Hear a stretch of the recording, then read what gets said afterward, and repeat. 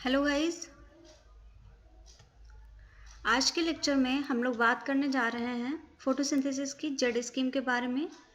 इससे पहले की वीडियोस में बहुत सारी चीज़ें हम लोग देख चुके हैं, जैसे कि कौन कौन से पिगमेंट्स इन्वॉल्व होते हैं फोटोसिंथेसिस में और कुछ इफ़ेक्ट्स होते हैं फोटोसिंथेसिस की प्रोसेस में, जैसे कि red drop effect, enhancement effect, दोनों ही इमर्सन के इफ़ेक्ट हैं। इन सारी चीज़ों को हम लोगों ने देख लिया है और फोटो सिस्टम के बारे में भी हम लोगों ने देखा कि क्या है फोटो सिस्टम, कौन कौन से फोटो सिस्टम्स प्रेजेंट होते हैं। आज का जो हमारा वीडियो है मेनली फोकस्ड है ये जेड स्कीम पे। ये पार्ट 6 है और इसमें हम लोग जेड स्कीम को पढ़ेंगे। जेड स्कीम को ही नॉन साइक्लिक फोटो फॉस्फोराइलेशन बोला जाता है और हम लोगों ने फोटो सिस्टम्स तो ऑलरेडी देख लिए हैं, जो कि photo system 1 and photo system 2 होते हैं। लेकिन ये जो दोनों फोटो सिस्टम्स होते हैं ये कैसे ऑपरेट होते हैं, ये दोनों सिस्टम जब एक साथ में आते हैं तब ये बनाते हैं नॉन साइक्लिक फोटो फॉस्फोराइलेशन या जेड स्कीम। तो आज हम इसी जेड स्कीम के बारे में पढ़ने जा रहे हैं। चलिए बिना किसी डिले के स्टार्ट करते हैं अपने टॉपिक को। गाइज आप लोग चैनल को भी सब्सक्राइब करिए अगर आपको वीडियोस अच्छी लग रही हैं और इस तरीके की वीडियोस मैं आप लोग के लिए ही बना रही हूँ, तो आप लोग चैनल को सब्सक्राइब करिए एंड सपोर्ट करिए। अगर चाहते हैं तो ज़रूर सपोर्ट करिए चैनल को सब्सक्राइब करके। Very warm welcome everyone, very warm welcome to Bioverse life sciences. तो चलिए स्टार्ट करते हैं विद जेड स्कीम। सबसे पहला एक क्वेश्चन आता है कि इसका नाम जेड स्कीम ही क्यों रखा गया, कुछ और नाम क्यों नहीं दिया गया। तो इसका आंसर ये है, ये आपको यहाँ पे देख सकते हैं फोटो सिस्टम का कॉम्प्लेक्स दिखाया गया है। सबसे पहले पता है, हम लोगों ने पहले भी पढ़ा है कि जो लाइट आती है वो फोटो सिस्टम 2 पे आती है, उसके बाद में ये इलेक्ट्रॉनिक एक्सेप्टर के पास में जाती है। फोटो सिस्टम 2 से लाइट यहाँ पे इलेक्ट्रॉनिक एक्सेप्टर के पास में आई, यहाँ से लाइट फिर जाती है फोटो सिस्टम 1 के पास में। और लाइट नहीं, यहाँ पे इलेक्ट्रॉन्स ट्रेवल करते हैं, इलेक्ट्रॉन्स जाते हैं, यहाँ से जाते हैं इस इलेक्ट्रॉन एक्सेप्टर के पास पहुंचेंगे फोटो सिस्टम 2 का जो इलेक्ट्रॉन एक्सेप्टर है, उसके बाद से फिर ये फोटो सिस्टम 1 के पास जाएंगे। फोटो सिस्टम 1 लाइट, यहाँ देखिए लाइट का सोर्स दिखाया गया है। फोटो सिस्टम 1 लाइट को एब्जॉर्ब करेगा, जब एनर्जी मिलेगी लाइट से तो यहाँ से इलेक्ट्रॉन फिर से एक्साइटेड होंगे और फिर पहुंच जाएंगे इलेक्ट्रॉन एक्सेप्टर के पास में। तो एक स्ट्रक्चर बन गया है इस तरीके का। तो अगर कुछ इसको इस तरीके से करूँ, ये जेड लाइक स्ट्रक्चर दिख रहा है ना। अगर मैं फोटो सिस्टम 2 को यहाँ पे ले लूँ, फोटो सिस्टम 1 को यहाँ पे ले लूँ, तो आप देख सकते हैं लाइट फोटो सिस्टम 2 पे आएगी, फिर 1 पे जाएगी, इलेक्ट्रॉन एक्सेप्टर के पास में इलेक्ट्रॉन्स पहुँचेंगे, फिर फोटो सिस्टम 1 पे इलेक्ट्रॉन्स पहुँचेंगे और एनर्जी गेन करके ये फिर से ऐसे जाएंगे। तो कुछ जेड लाइक स्ट्रक्चर बन गया, बस इसी वजह से इसको नाम दिया गया है जेड स्कीम। जो हमारी जेड स्कीम है इसमें दोनों फोटो सिस्टम्स एक साथ में इन्वॉल्व होते हैं और प्रोडक्शन होता है एनर्जी का। देखिए यहाँ पे एटीपी बन रही है और एनएडीपीएच, एटीपी और एनएडीपीएच के फॉर्म में एनर्जी का फॉर्मेशन हो रहा है। अगर हम बात करें लाइट की, ये जो लाइट का सोर्स है, लाइट यहाँ से फोटो सिस्टम 2 के पास भी पहुंच रही है और फोटो सिस्टम 1 के पास भी पहुंच रही है।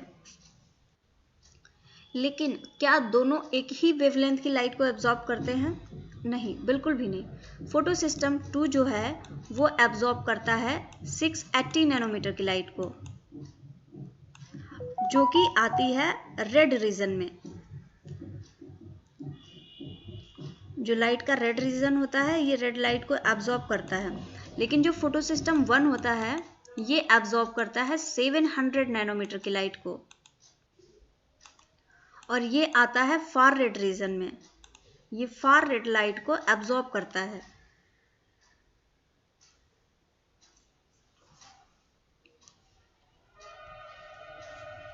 तो चलिए कुछ पॉइंट्स यहाँ पे दिए गए हैं, देखते हैं। The Z scheme describes the oxidation and reduction changes। अब क्या मतलब है इनका, क्या है ऑक्सीडेशन चेंजेस, क्या है रिडक्शन चेंजेस।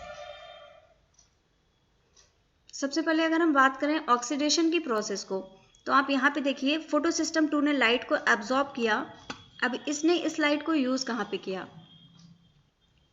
यहाँ पे वाटर मॉलिक्यूल प्रेजेंट है। इस फोटोसिस्टम 2 ने इस लाइट की एनर्जी को एब्जॉर्ब करके, लाइट से एनर्जी को लेके इस वाटर को स्प्लिट कर दिया 2 इलेक्ट्रॉन्स प्लस 2 प्रोटॉन्स में, और इसके साथ में ही बना ऑक्सीजन। अब ये जो इलेक्ट्रॉन्स होते हैं, यही इलेक्ट्रॉन्स ट्रेवल करते हैं पूरी जेड स्कीम में। तो ये तो प्रोसेस हो गई ऑक्सीडेशन की। यहाँ पे ऑक्सीजन बन रहा है एज अ बाई प्रोडक्ट। और हमको पता भी है कि जो फोटोसिंथेसिस की प्रोसेस होती है,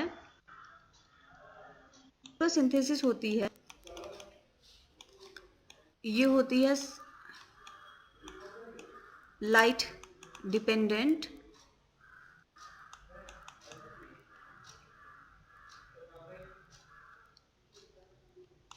एंड लाइट इंडिपेंडेंट। फोटोसिंथेसिस की प्रोसेस इन दो प्रोसेस के थ्रू कंप्लीट होती है। दो तरीके की रिएक्शन होती हैं, एक होती है लाइट डिपेंडेंट और एक होती है लाइट इंडिपेंडेंट।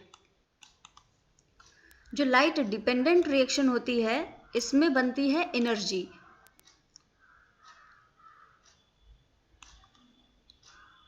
और जो लाइट इंडिपेंडेंट रिएक्शन होती है, इसमें बनता है शुगर मॉलिक्यूल। जो हमें मेन जो चीज़ चाहिए, जो शुगर हमको चाहिए, वो बनती है लाइट इंडिपेंडेंट रिएक्शन के थ्रू। अब ये जो एनर्जी बनी है लाइट डिपेंडेंट रिएक्शन में, ये किस फॉर्म में है? एनर्जी बनी है ATP एंड NADPH के फॉर्म में। अगर हम बात करें लाइट इंडिपेंडेंट रिएक्शन की, तो जो लाइट इंडिपेंडेंट रिएक्शन होती है, ये यूज़ करती है लाइट डिपेंडेंट रिएक्शन से बनी हुई एनर्जी का। जो शुगर का मॉलिक्यूल बनता है, शुगर के फॉर्मेशन के लिए हमको एनर्जी की ज़रूरत होती है। वो एनर्जी जो लाइट डिपेंडेंट रिएक्शन से बनी है, उस एनर्जी का यूज़ करके लाइट इंडिपेंडेंट रिएक्शन में बनाता है शुगर को। और इसी को हम ये जो शुगर का मॉलिक्यूल बन रहा है, इसी को हम C3 साइकिल भी कहते हैं। तो ये जो शुगर बनेगा, ये शुगर मॉलिक्यूल बनेगा जाके C3 साइकिल में, और जो लाइट बनेगी वो लाइट डिपेंडेंट रिएक्शन में सनलाइट से एनर्जी को लेके, और उसके बाद में ATP और NADPH के फॉर्म में बनेगी। तो ये तो हो गया हमारा ओवरव्यू। अब देखते हैं जो हमारा पॉइंट था। हम ये देख रहे थे कि ये जो इलेक्ट्रॉन्स हैं जो ये बने हैं, ये हुई ऑक्सीडेशन की प्रोसेस। और उसके बाद में जो रिडक्शन की प्रोसेस की बात करें, तो रिडक्शन की प्रोसेस में ऐसा होता है कि हाइड्रोजन की किसी भी प्रोटॉन की हेल्प से रिड्यूस कर दिया जाता है चीज़ों को। यहाँ पे देखिए ये NADP+ है, यहाँ पे इसको प्रोटॉन दिया गया और इसको रिड्यूस कर दिया गया NADPH में। यही प्रोसेस है रिडक्शन की। तो क्या हम इस जो फोटोसिंथेसिस की प्रोसेस हो रही है, इसको रेडॉक्स रिएक्शन बोल सकते हैं? रेडॉक्स रिएक्शन वो रिएक्शन होती है जिसमें कि ऑक्सीडेशन एंड रिडक्शन दोनों ही प्रोसेस हो रही होती हैं। तो ऑब्वियस ही बात है, जो हमारी फोटोसिंथेसिस की प्रोसेस है, इसमें भी दोनों ही प्रोसेस हो रही हैं। ऑक्सीडेशन भी हो रहा है और रिडक्शन भी हो रहा है। तो ये हो गई हमारी रेडॉक्स रिएक्शन। तो ये जो जेड स्कीम है हमारी, ये जो जेड स्कीम हम पढ़ेंगे, ये हमको बना के देगी एनर्जी। और ये जो जेड स्कीम से बनी हुई एनर्जी है, ये इंटर करेगी C3 साइकिल में, और उसके बाद में C3 साइकिल हमको बना के देगा शुगर मॉलिक्यूल, जो कि हमारा डिजायर्ड प्रोडक्ट है, जिसके लिए हम फोटोसिंथेसिस की प्रोसेस करवा रहे हैं। तो जो जेड स्कीम होती है, ये ऑक्सीडेशन रिडक्शन दोनों ही रिएक्शंस को बताती है। और ये लाइट रिएक्शन क्यों बोलते हैं इसको?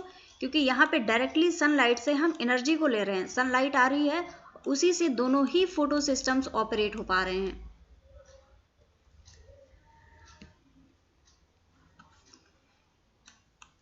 The electron transport chain of photosynthesis is often put in a diagram called Z scheme.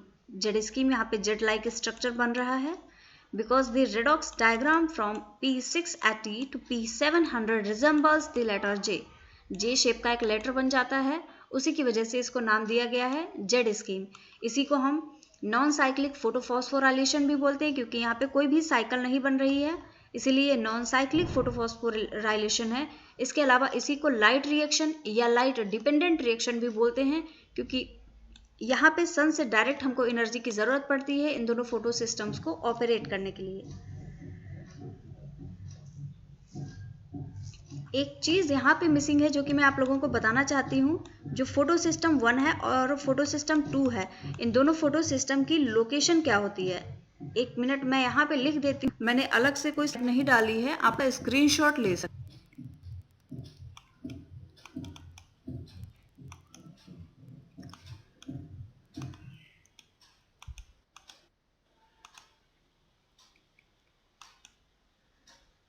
दोनों फोटो सिस्टम्स की लोकेशन क्या है।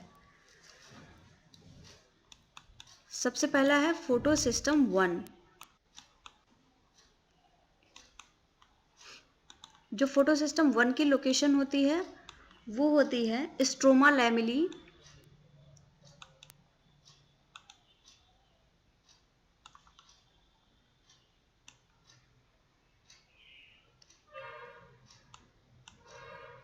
और इसके अलावा फोटो सिस्टम 2 थाइलेकॉइड मेम्ब्रेन पे होता है।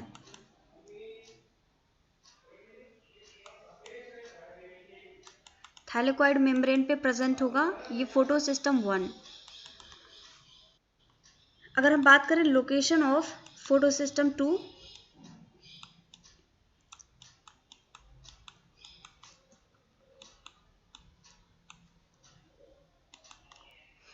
तो फोटो सिस्टम 2 प्रेजेंट होता है थाइलेकॉइड मेम्ब्रेन पे। थाइलेकॉइड मेम्ब्रेन को शॉर्ट में लिख रही हूँ।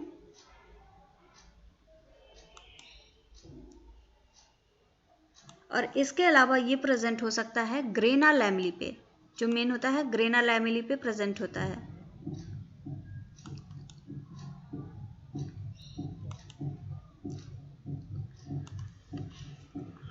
तो ये लोकेशन है हमारे दोनों ही फोटो सिस्टम्स की। आप लोग इसका स्क्रीनशॉट ले सकते हैं या कहीं भी अगर चाहें नोट्स में तो इसको नोट कर सकते हैं। ये लोकेशन हमारी दोनों ही फोटो सिस्टम्स की।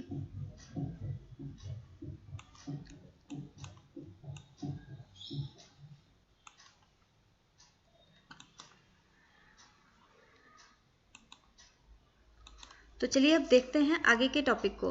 गाइस एक रिक्वेस्ट है आप लोगों से, आप लोग हमारे चैनल को ज़रूर सब्सक्राइब करिए, क्योंकि आगे भी बहुत सारे वीडियोस आने वाले हैं इसी कैटेगरी में, CSIR नेट लाइफ साइंसेज की कैटेगरी में, तो आप लोग चैनल को ज़रूर सब्सक्राइब करिए। एक जो हमारी स्कीम होती है फोटोसिंथेसिस की, तो जो थाइलेकॉइड मेम्ब्रेन में जो प्रोसेस हो रही है वो कैसे हो रही है, ये उसका एक ब्रीफ ओवरव्यू है।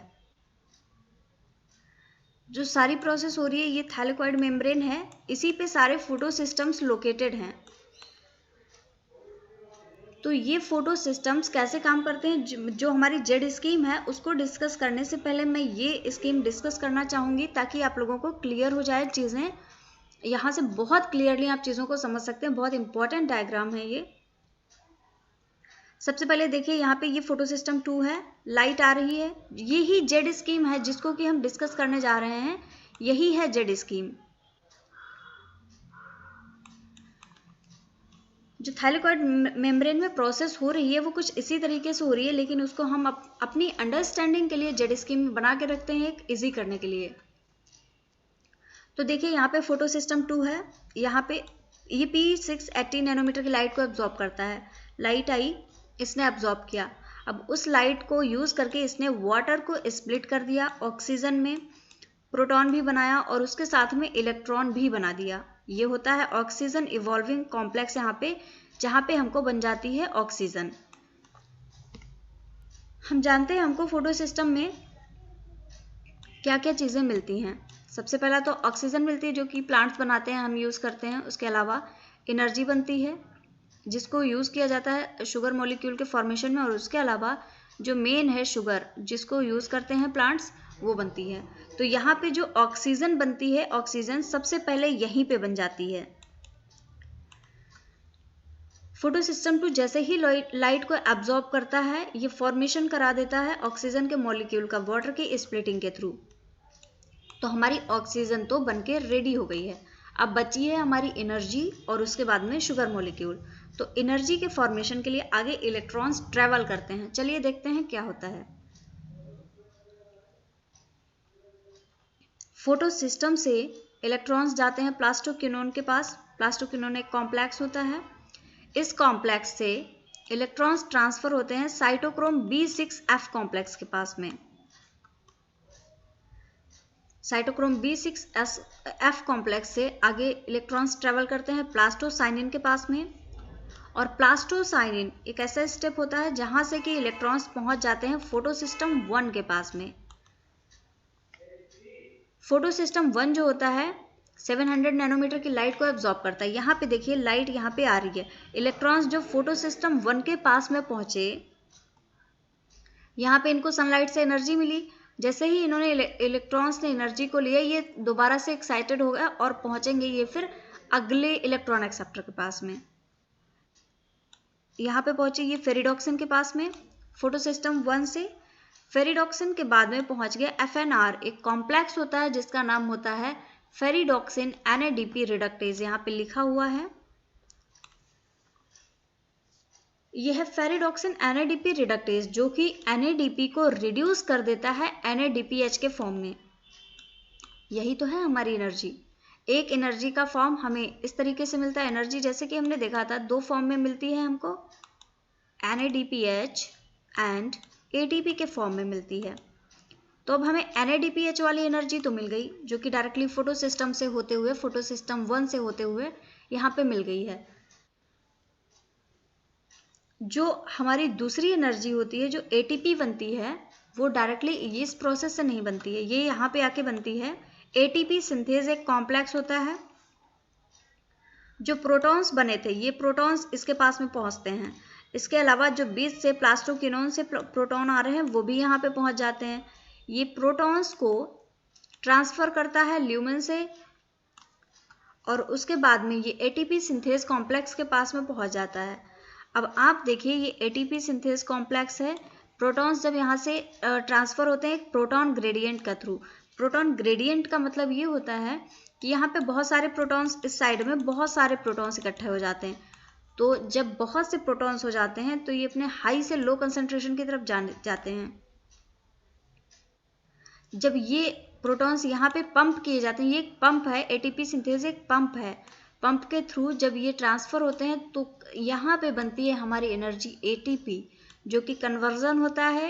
ADP एक फॉस्फेट को लेता है और इस फॉस्फेट को लेके ये कन्वर्ट हो जाता है ट्राईफॉस्फेट में, ATP में कन्वर्ट हो जाता है। ये है एडिनोसिन डाइफॉस्फेट और ये कन्वर्ट हो जाता है एडिनोसिन ट्राईफॉस्फेट में। तो यहाँ आप देख सकते हैं कि कैसे इस जेड स्कीम ने हमारी एनर्जी को और ऑक्सीजन को बना दिया है। अब बचता है हमारा शुगर मॉलिक्यूल। तो शुगर मॉलिक्यूल बनता है C3 साइकिल में, उसको हम देखेंगे बाद में। पहले अब जो हमारी जेड स्कीम को जिस तरीके से हम पढ़ते हैं जेड के शेप में, उसमें देखते हैं कि कैसे ये पूरी साइकिल चलती है, ताकि आपके लिए चीज़ें और आसान हो जाए। गाइस, चैनल को सब्सक्राइब जरूर करिए। ये है हमारी जेड स्कीम जो कि हम पढ़ते हैं।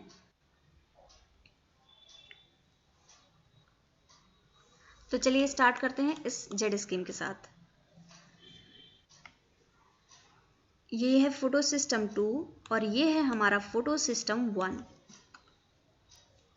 सबसे पहले लाइट आती है फोटो सिस्टम 2 के पास में। फोटो सिस्टम 2 के पास में लाइट आई, लाइट एनर्जी को इसने एब्जॉर्ब कर लिया। अब लाइट एनर्जी फोटॉन्स के फॉर्म में आती है। ये फोटॉन्स, इनके पास में एबिलिटी होती है एक जगह से दूसरी जगह पे ट्रेवल करने की। ये हमारा एंटीना कॉम्प्लेक्स है। अगर आप लोगों को नहीं पता है क्या है एंटीना कॉम्प्लेक्स, तो आप हमारे प्रीवियस वीडियोस पे स्विच कर जाइए, क्योंकि इस जेड स्कीम को डिस्कस करने से पहले फोटो सिस्टम्स के बारे में हम लोगों ने एक डिटेल्ड स्टडी की है। आप उस लेक्चर को रिफर कर सकते हैं, उस वीडियो को देख सकते हैं, ताकि सारी चीज़ें क्लियर हो जाएं आपको। तो यहाँ पे देखिए इसने एब्जॉर्ब किया। एंटीना कॉम्प्लेक्स की प्रॉपर्टी होती है एक ने लिया दूसरे को दे दिया, दूसरे ने तीसरे को दे दिया, और इस तरीके से एनर्जी पहुँचती है, एनर्जी या फोटोन हम कह सकते हैं, पहुँचते हैं P680 के पास। P680 जो होता है ये रिएक्शन सेंटर होता है फोटो सिस्टम 2 का। अब रिएक्शन सेंटर के पास में एनर्जी पहुंच गई है। अब ये एनर्जी वाटर की स्प्लिटिंग करवाती है। यहाँ पे देखिए वाटर स्प्लिटिंग कॉम्प्लेक्स है, वाटर को स्प्लिट करवाया गया। अब यहाँ पे मैग्नीज बहुत इंपॉर्टेंट रोल प्ले करता है वाटर की स्प्लिटिंग में, इसको आप लोग ज़रूर याद करिएगा। जो मैग्नीज है ये बहुत इंपॉर्टेंट रोल प्ले करता है वाटर की स्प्लिटिंग में। अब हमारा वाटर स्प्लिट हो गया है, यहाँ पे प्रोटॉन बना है, इलेक्ट्रॉन्स बने हैं और उसके अलावा बन गई है ऑक्सीजन। तो अब हमें बाकी चीज़ों को साइड में करते हुए सबसे ज़्यादा ज़रूरत है इलेक्ट्रॉन्स की। इलेक्ट्रॉन्स को यहाँ पे एनर्जी तो मौजूद ही है, एनर्जी तो फोटो सिस्टम 2 के पास है ही। अब ये इलेक्ट्रॉन्स जैसे ही आते हैं इन्हें एनर्जी मिलती है और इलेक्ट्रॉन्स एनर्जी पाके एक्साइटेड हो जाते हैं, अपनी एक्साइटेड स्टेट में पहुँच जाते हैं। ये देखिए P680 में ये एक्साइटेड स्टेट में पहुंच गए हैं इलेक्ट्रॉन्स। अब यहाँ से इलेक्ट्रॉन्स ट्रांसफर होते हैं फियोफाइटिन के पास में। फियोफाइटिन एक कॉम्प्लेक्स होता है जहाँ पे इलेक्ट्रॉन्स ट्रांसफर होते हैं फोटो सिस्टम 2 से एक्साइटेड स्टेट से। फियोफाइटिन से इलेक्ट्रॉन्स ट्रांसफर होते हैं प्लास्टोक्यूनोन के पास में। प्लास्टोक्यूनोन के 2 पार्ट होते हैं, प्लास्टोक्यूनोन कॉम्प्लेक्स है ये, plastoquinone A and plastoquinone B, ये 2 पार्ट्स होते हैं प्लास्टोक्यूनोन के। Let me draw. ये प्लास्टोक्यूनोन कॉम्प्लेक्स होता है। प्लास्टोक्यूनोन कॉम्प्लेक्स के 2 पार्ट हैं। यहाँ पे आपको बहुत इंपॉर्टेंट जो चीज़ रिमेंबर करने वाली है कि जो इलेक्ट्रॉन्स हैं ये सबसे पहले पहुँचेंगे QA प्लास्टोक्यूनोन ए के पास में और उसके बाद में जाएंगे प्लास्टोक्यूनोन बी के पास में। ठीक है, सबसे ज़्यादा इंपॉर्टेंट जो बात याद रखने वाली है यही है इसमें। अब आगे जो इलेक्ट्रॉन्स प्लास्टोक्यूनोन से निकलते हैं वो पहुंचते हैं जाके साइटोक्रोम B6F कॉम्प्लेक्स के पास में। ये जो B6F कॉम्प्लेक्स होता है यही वो जगह होती है जहाँ पे प्रोटॉन का ग्रेडियंट बनता है और इलेक्ट्रॉन्स यहाँ पे प्रोटॉन्स ट्रांसफर होते हैं और फॉर्मेशन करवा देते हैं ATP का। अब आप देखिए जो एनर्जी हमें चाहिए उसमें से ATP हमको यहाँ पे बनके तैयार मिल गई है। ATP तो रेडी हो गई है, अब अगली एनर्जी का फॉर्मेशन होना है। तो एक बार रिकॉल करवाती हूँ। इलेक्ट्रॉन्स P680 से आए फियोफाइटिन के पास में, फियोफाइटिन से आए प्लास्टोक्यूनोन के पास में और प्लास्टोक्यूनोन से इलेक्ट्रॉन्स ट्रांसफर हुए साइटोक्रोम B6F कॉम्प्लेक्स के पास में। अब यहाँ पे ATP का फॉर्मेशन हो गया। अब इलेक्ट्रॉन्स पहुंचेंगे प्लास्टोसाइनिन के पास में। प्लास्टोसाइनिन से इलेक्ट्रॉन्स ट्रांसफर हो जाते हैं फोटो सिस्टम 1 के पास। ये हमारा फोटो सिस्टम 1 है। ये इस फोटो सिस्टम 1 के पास में इलेक्ट्रॉन्स पहुंच गए हैं। अगेन वही होता है, फोटो सिस्टम 1 के पास में इलेक्ट्रॉन्स हैं, लाइट आई, एनर्जी आई। इस एनर्जी को गेन करके फिर से फोटॉन पहुंच गए एक्साइटेड स्टेट में।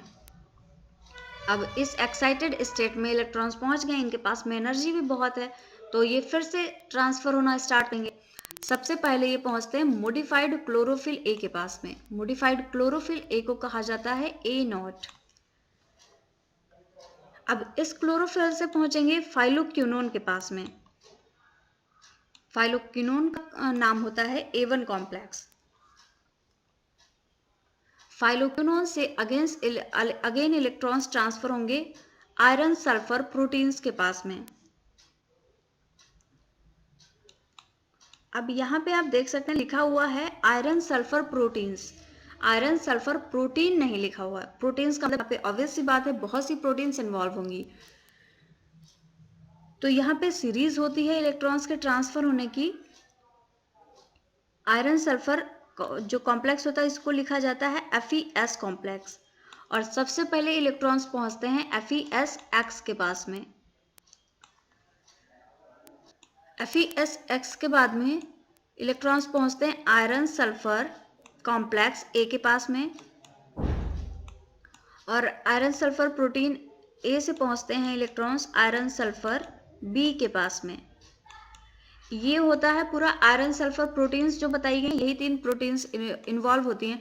और जो सबसे इम्पोर्टेंट स्टेप है ये याद रखने वाला कि ये आयरन सल्फर जो कॉम्प्लेक्स है इसमें सबसे पहले इलेक्ट्रॉन पहुंचेंगे एक्स के पास में, उसके बाद में सेकेंड पहुंचेंगे ए के पास में, और थर्ड पहुंचेंगे बी के पास में। ये चीज़ बहुत इंपॉर्टेंट है जो कि याद रखने वाली है।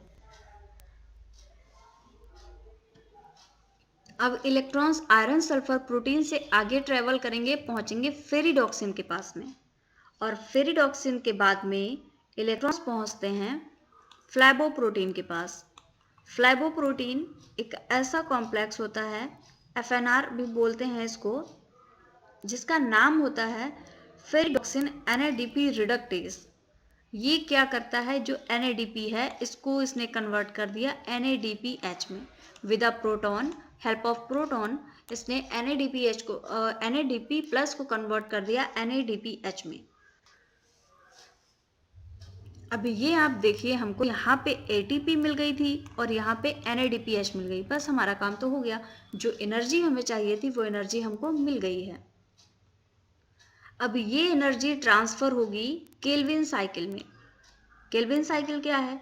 केल्विन साइकिल ही तो C3 साइकिल है, जिसको हम C3 साइकिल बोल रहे हैं। अब यही एनर्जी का यूज करके ये C3 साइकिल बनाएगी शुगर मॉलिक्यूल को,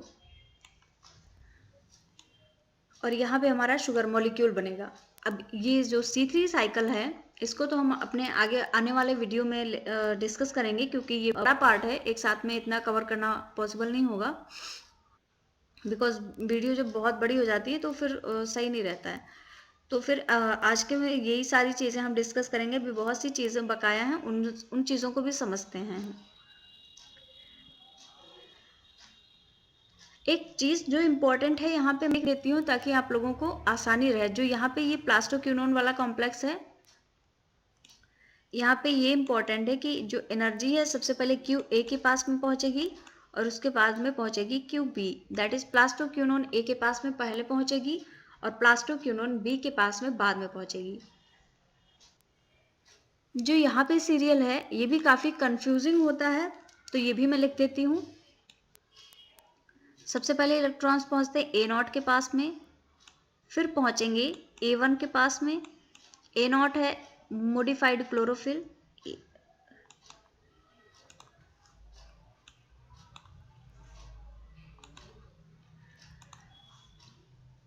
ये A1 के पास में पहुंचेंगे इलेक्ट्रॉन्स, और उसके बाद में आयरन सल्फर प्रोटीन्स के पास में पहुंचेंगे। आयरन सल्फर प्रोटीन्स यहाँ पे मैंने मेंशन नहीं की है, मैं लिख रही हूँ। सबसे पहले पहुंचेंगे FeSX के पास में, फिर आयरन सल्फर प्रोटीन A के पास पहुंचेंगे, और उसके बाद में पहुंचेंगे आयरन सल्फर प्रोटीन B के पास में, और इसके बाद में इलेक्ट्रॉन्स फेरिडॉक्सिन से होते हुए आगे ट्रेवल करेंगे। तो ये जो चीज़ें इंपॉर्टेंट है, ये सीरियल बहुत बार पूछा जाता है और डायरेक्टली बच्चे इसमें कंफ्यूज हो जाते हैं तो गलत कर देते हैं। तो आप लोग ये चीज़ें ज़रूर याद रखिएगा। QA QB यहाँ पे प्लास्टोक्विनोन का सीरियल है, और उसके बाद में ये जो सीरियल है A0 A1 FeSX AB, ये चीज़ें बहुत इंपॉर्टेंट है। आप लोग ज़रूर इसको याद करके रखिएगा, आप लोग इसे नोट कर लीजिए। अगर ये साइकिल थोड़ी सी मुश्किल लग रही हो तो एक मैं रिवीजन करवा सकती हूँ। 1 मिनट, let me check. Okay, revision करवाती हूँ इस साइकिल, इसको रिमेम्बर।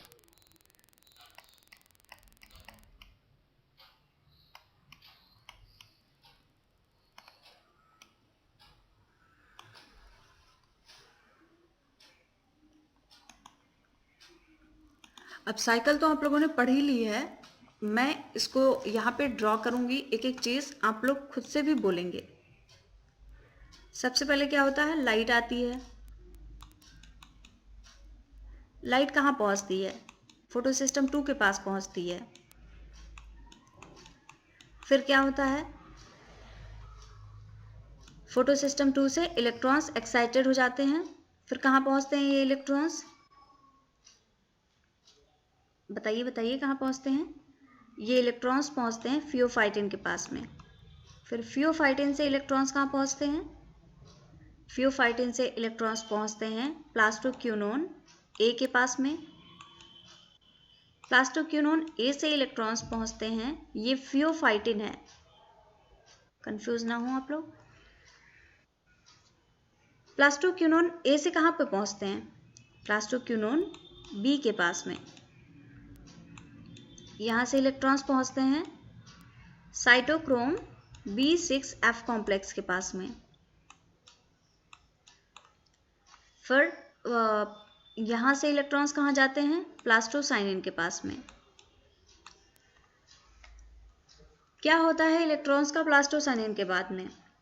ये ट्रांसफर हो जाते हैं फोटोसिस्टम 1 के पास। फोटोसिस्टम 1 कितनी नैनोमीटर की लाइट एब्जॉर्ब करता है? 700। फिर क्या होता है इलेक्ट्रॉन्स का फोटोसिस्टम 1 से? ये पहुंचते हैं मॉडिफाइड क्लोरोफिल के पास में। मॉडिफाइड क्लोरोफिल क्या होता है? A0। फिर इलेक्ट्रॉन्स कहाँ जाते हैं? मॉडिफाइड क्लोरोफिल से पहुंचते हैं फाइलोक्विनोन के पास में। फाइलोक्विनोन को क्या बोलते हैं? A1 complex. फाइलोक्विनोन से इलेक्ट्रॉन्स कहाँ ट्रांसफर होते हैं? आयरन सल्फर प्रोटीन्स के पास। आयरन सल्फर प्रोटीन्स कितने टाइप की बताई थी मैंने? 3 टाइप की। ओके, सबसे पहली थी FeSX। उसके बाद में कहाँ जाते हैं? FeS के पास में। फिर इलेक्ट्रॉन्स जाते हैं FeS के पास में। ये हो गई हमारी आयरन सल्फर प्रोटीन्स। अब यहाँ से इलेक्ट्रॉन्स पहुँचते हैं फेरिडॉक्सिन के पास में और फाइनली इलेक्ट्रॉन्स पहुँच जाते हैं FNR के पास में।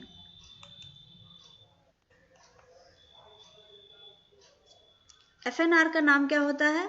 Ferredoxin NADP reductase.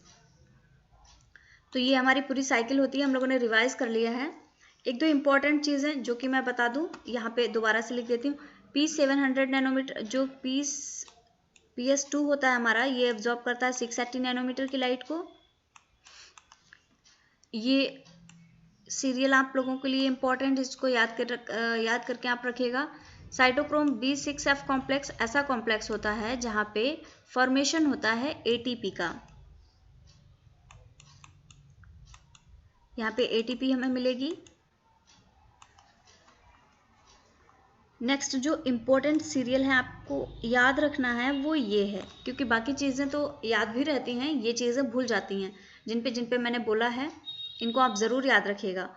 और NADPH कहाँ पे बनता है? ये जो FNR होता है यही बनाता है NADPH को। किससे बनाता है? NADP से। ये हमारा NADP है, इससे बनाता है ये NADPH को।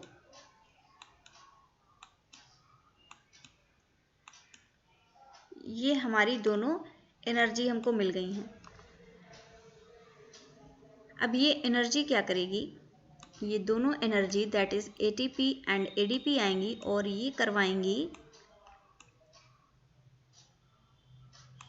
C3 साइकिल को। C3 साइकिल का क्या मतलब है? शुगर का फॉर्मेशन होना। ठीक है, तो ये सारी चीज़ें मैंने आप लोगों को रिवाइज भी करवा दिया है। आप देख सकते हैं, इसको याद करके रख सकते हैं। आप इस तरीके से साइकिल भी बना सकते हैं अपने बुक में, या इसका ही स्क्रीनशॉट ले सकते हैं ताकि आपको चीज़ें याद रहें। मैं एग्जिट करती हूँ इसको। तो ये हमारी जेड स्कीम हो गई है यहाँ पे कंप्लीट। अगर कोई डाउट है आप लोगों को तो बिल्कुल आप बेहिचक कमेंट कर सकते हैं। किसी भी हेल्प के लिए हमेशा तैयार हूँ आप लोगों के लिए। अब यहाँ पे आते हैं इनहिबिटर ऑफ फोटोसिंथेसिस। कुछ ऐसी चीज़ें होती हैं जो फोटोसिंथेसिस की प्रोसेस को रोक देती हैं, इनहिबिट कर देती हैं। यहाँ पे देखिए, ये इलेक्ट्रॉन्स फोटोसिस्टम 2 से जा रहे हैं, एक्साइटेड स्टेट में पहुँचे, यहाँ से प्लास्टोक्विनोन A पे पहुँचे, लेकिन एक इनहिबिटर DCMU यहाँ पे आ गया। उसने क्या किया? QA से QB पे इलेक्ट्रॉन्स को ट्रांसफर ही नहीं होने दिया। प्लास्टोक्विनोन A से जब प्लास्टोक्विनोन B पे इलेक्ट्रॉन्स जाएंगे ही नहीं तो आगे ट्रेवल कर ही नहीं सकते। आगे ट्रेवल नहीं होगा तो फोटोसिंथेसिस की प्रोसेस यहीं पे स्टॉप हो जाएगी। तो फोटोसिस्टम 2 का इनहिबिटर कौन हुआ? DCMU। ये इनहिबिट कर देता है फोटोसिस्टम 2 को। अगर अगला हम देखें, इलेक्ट्रॉन्स P680 से आए, पूरी साइकिल को करके आ रहे हैं, पहुंच गए फोटोसिस्टम 1 पे। फोटोसिस्टम 1 से अगेन एक्साइटेड होके पहुंच गए, लेकिन यहाँ पे एक इनहिबिटर आ गया जिसका नाम है पैराक्वेट। अब इस पैराक्वेट ने आगे इलेक्ट्रॉन्स के ट्रांसफर को रोक दिया। जब आगे के इलेक्ट्रॉन्स का ट्रांसफर नहीं हुआ तो ऑब्वियस सी बात है एनर्जी का फॉर्मेशन ही नहीं होगा। जब एनर्जी नहीं मिलेगी तो कैसे C3 साइकिल होगी, कैसे शुगर का फॉर्मेशन होगा? नहीं होगा।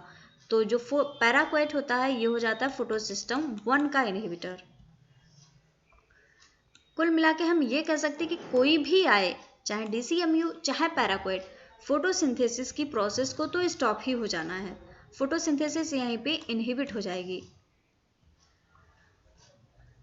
तो यहाँ पे कुछ पॉइंट्स दिए हुए हैं इनहिबिटर्स के बारे में। DCMU is a very specific and sensitive inhibitor. ये बहुत सेंसिटिव होता है। It blocks the QB plastoquinone binding site of photosystem 2। अब आप यहाँ पे अगर जानना चाहें कि ये प्रोसेस हो कैसे रही है ये इनहिबिशन की, तो ये जो QB होता है, यहाँ से इलेक्ट्रॉन्स आ रहे हैं तो ऑब्वियस सी बात है यहाँ पे कोई रिसेप्टर होगा, इलेक्ट्रॉन्स को रिसीव कर रहा होगा। तो ये जो DCMU होता है ये ब्लॉक कर देता है इस इलेक्ट्रॉन की इस बाइंडिंग साइट को। जब इलेक्ट्रॉन्स बाइंड ही नहीं करेंगे तो फिर ये आगे कैसे जाएंगे? मतलब जब QB के पास ही नहीं पहुंचेंगे तो वो आगे कैसे देगा? तो जो इम्पोर्टेंट पॉइंट यहाँ पे प्लास्टोक्विनोन की जो QB की बाइंडिंग साइट है उसी को ब्लॉक कर देता है DCMU। नेक्स्ट देखते हैं पैराक्वेट क्या करता है, कैसे इनहिबिट करता है फोटोसिस्टम 1 को। ये जो पैराक्वेट है ये एक हर्बिसाइड है। Parakeet acts by inhibiting photosynthesis in light exposed plants. It accepts electron from photosystem 1। ये जो DCMU था ये तो प्लास्टोक्विनोन B की बाइंडिंग साइट को इनहिबिट कर रहा था, लेकिन ये पैराक्वेट ये क्या करता है, ये जो फोटोसिस्टम 1 की एक्साइटेड स्टेट से जो इलेक्ट्रॉन्स चलते हैं ये खुद ही रिसीव कर लेता है। तो इलेक्ट्रॉन्स को जाना था इधर, वो चले गए इधर, तो कैसे होगी फोटोसिंथेसिस? नहीं होगी। और इस तरीके से फोटोसिंथेसिस की प्रोसेस यहीं पे इनहिबिट हो जाएगी, यहीं पे रुक जाएगी। तो ये इनहिबिटर्स बहुत सारे एग्जाम्स में पूछे जाते हैं। DCMU और पैराक्वेट बहुत ही इम्पोर्टेंट है, इनको आप लोग ज़रूर याद करके रखिएगा। और गाइज एक रिक्वेस्ट फिर से कि आप हमारे चैनल को भी सब्सक्राइब ज़रूर करिएगा। Thank you very much everyone. इतना ही था आज के वीडियो में। अगले वीडियो में हम देखेंगे C3 साइकिल को, कैसे हमारे शुगर का फॉर्मेशन हो रहा है। So thank you very much everyone.